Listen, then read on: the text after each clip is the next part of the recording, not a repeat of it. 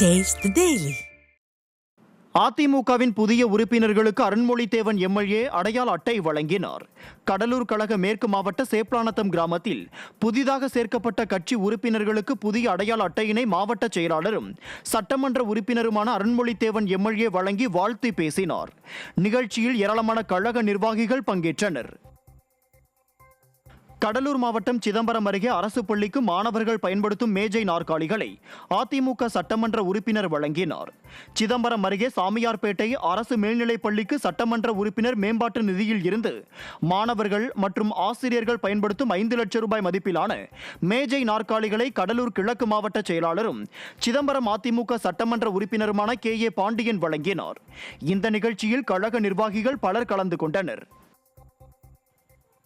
திருவண்ணாமலை மாவட்டம் வந்தவாசி அருகே அதிமுகவில் புதிதாக இணைந்த உறுப்பினர்களுக்கு புதிய உறுப்பினர் அடையாள அட்டை வழங்கப்பட்டது.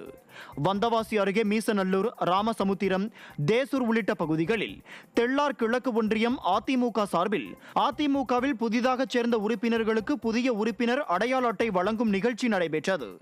இதில் திருவண்ணாமலை வடக்கு மாவட்ட செயலாளர் தூசி K மோகன் கழக உறுப்பினர்களுக்கு அடையாள அட்டைகளை வழங்கினார். இந்த நிகழ்ச்சியில் கழக நிர்வாகிகள் பலர் கலந்து கொண்டனர்.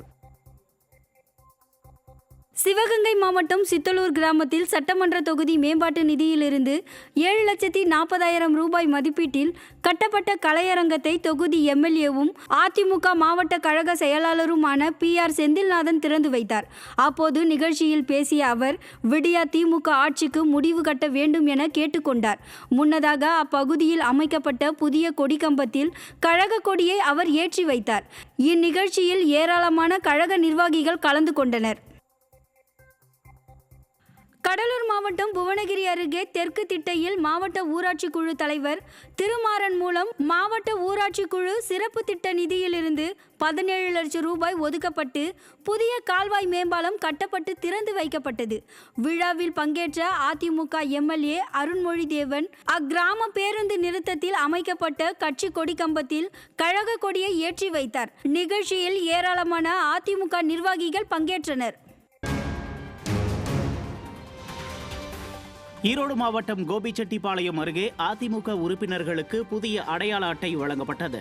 தமிழகம் முழுவதும் புதிய அதிமுக உறுப்பினர்களுக்கு அடையாள அட்டை வழங்கப்பட்டு வருகிறது.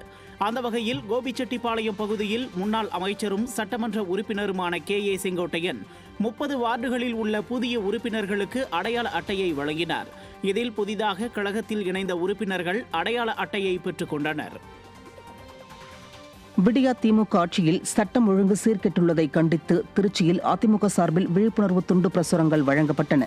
திருச்சி அதிமுக மாநகர் மாவட்ட கழகம் மலைக்கோட்டை பகுதி கழகத்தின் சார்பில் மலைக்கோட்டை, தெப்பக்குளம் உள்ளிட்ட பகுதிகளில் விடியா திமுகவை கண்டித்து திருச்சி அதிமுக மாவட்ட செயலாளரும் முன்னாள் துணை மேயருமான ஸ்ரீனிவாசன் தலைமையில் அதிமுகவினர் பொதுமக்களுக்கு விழிப்புணர்வு துண்டு பிரசுரங்களை வழங்கினர். இதில் கழக நிர்வாகிகள் பலர் கலந்து கொண்டனர். விருதுநகர் மாவட்டம் ஸ்ரீவில்லிபுத்தூர் ஸ்ரீ ஆண்டாள் கோயிலில் ஆடிப்பூர திருவிழாவை முன்னிட்டு திருவீதி உலா சிறப்பாக நடைபெற்றது.